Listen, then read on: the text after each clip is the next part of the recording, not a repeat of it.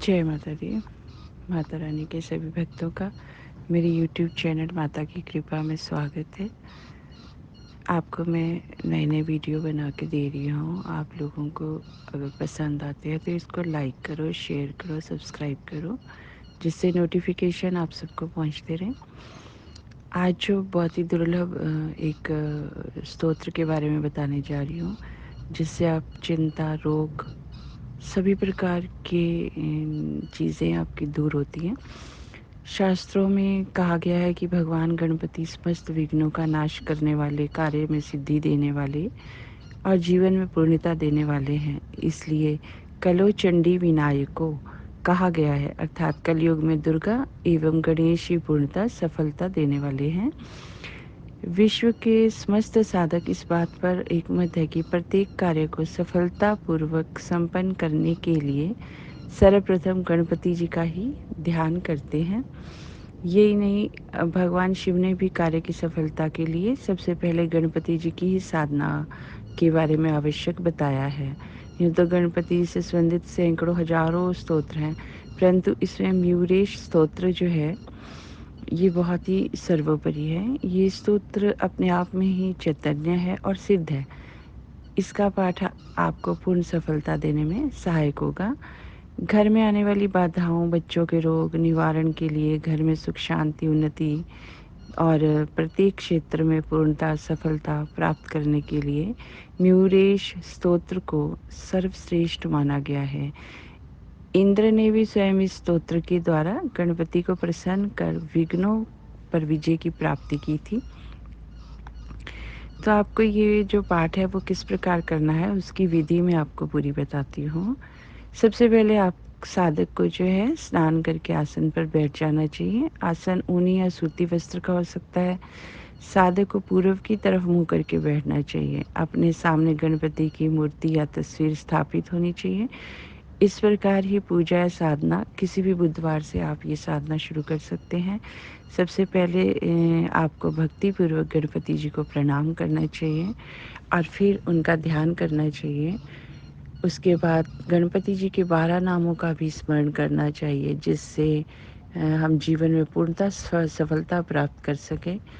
अगर आप कहीं यात्रा पर जा रहे हो, प्रत्येक कार्य को करते समय भी इन 12 नामों का आपको उच्चारण करना चाहिए। ये बहुत ही सिद्धिदायक है। इसके बाद गणपति की पूरी पूजा आपको करनी चाहिए। 16 उपचारों से आप पूजन करें। पूजन 16 उपचारों में इस प्रकार होता है, जैसे आवाहन, आसन, पाद्यार्घ्य, आचमनीय, स्नान, यज्ञोपवीत, गंध, वस्त्र, पुष्प, धूप, दीप, नैवेद्य, तांबुल, प्रदक्षिणा, पुष्पांजलि। ये सारे कितने हो गए? 16 उपचार हो गए। गणपति पूजन में जो आपको सावधानियां रखनी चाहिए वो मैं आपको बताती हूँ।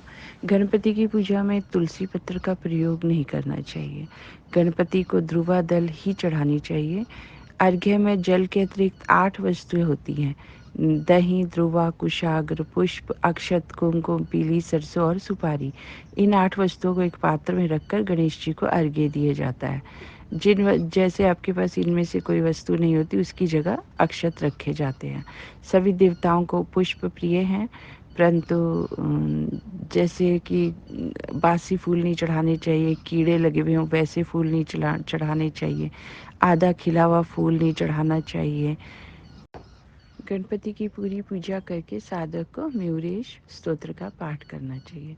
ये स्तोत्र समस्त प्रकार की चिंताओं तथा समस्याओं को दूर करने वाला, समस्त प्रकार की भौतिक सुख, आर्थिक, व्यापारिक उन्नति, व्यापार में लाभ, राज्य कार्य में विजय तथा समस्त उपद्रवों का नाश करने में पूर्ण समर्थ है। इस जो स्तोत्र को स्त्री, बच्चे सभी कर सकते हैं, किसी भी वर्ण के हो, जाति के हों। इस पाठ को श्रद्धापूर्वक कर सकते हैं। अगर कोई स्त्री रजस्वला होने की होती है तो वह 7 दिन तक गणपति पूजन या मांगलिक कार्य नहीं करती है। गणपति की पूजा में जो है सुगंधित द्रव्य तथा घी का दीपक होना जरूरी है। साधक को चाहिए कि नित्य अपनी पूजा में इस स्तोत्र को सम्मिलित कर ले तथा सबसे पहले गणपति पूजन एवं मयूरेश स्तोत्र का पाठ करें। जैसे हम रोज की पूजा करते हैं, उसमें आपको ये पाठ अपना सम्मिलित कर लेना चाहिए। इसमें कोई संशय नहीं है कि ये स्तोत्र अत्यंत ही महत्वपूर्ण, सफलता, विघ्नों, बाधा और कठिनाइयों को दूर करने वाला रोग निवारण, सफलता तथा जीवन में हर प्रकार की भौतिक सुख सुविधाओं को प्रदान करने वाला है। ये सभी प्रकार के सुखों को देने में समर्थ है और सर्वश्रेष्ठ स्तोत्र है ये। तो आप इसका पाठ आप बुधवार से शुरू कर सकते हैं और इसके पाठ को आप निरंतर करते जाइए और अपनी पूजा में इसको सम्मिलित कर लीजिए। तो आपके जीवन में किसी भी प्रकार की कमी नहीं आएगी, क्योंकि गणपति हर प्रकार से रक्षा करते हैं।